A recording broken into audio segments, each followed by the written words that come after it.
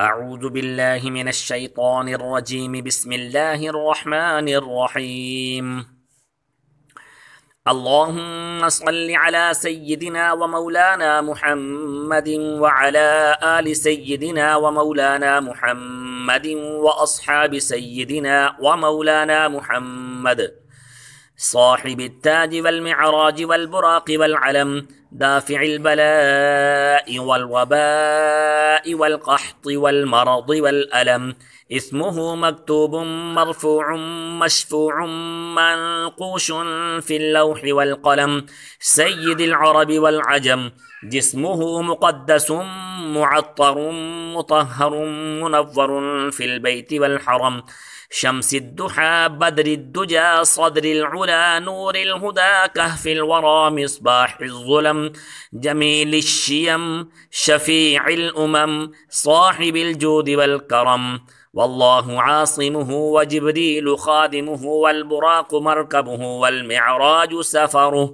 والمعراج سفره وفوق سدرة المنتهى مقامه، وقاب قوسين مطلوبه والمطلوب مقصوده والمقصود موجوده، سيد المرسلين خاتم النبيين شفيع المذنبين، أنيس الغريبين رحمة للعالمين راحة العاشقين مراد المشتاقين،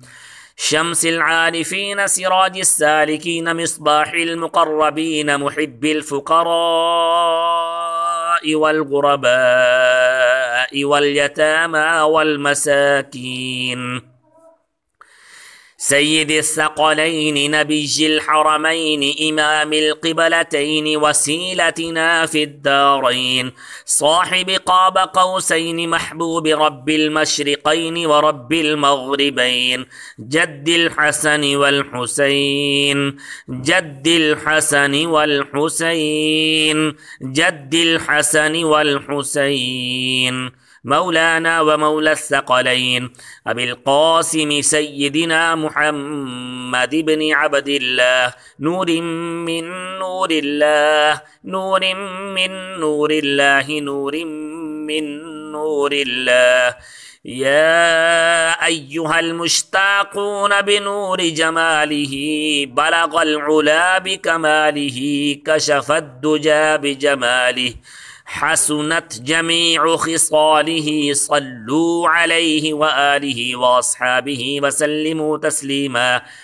وسلموا تسليما كثيرا كثيرا. سبحان ربك رب العزة عما يصفون وسلام على المرسلين والحمد لله رب العالمين.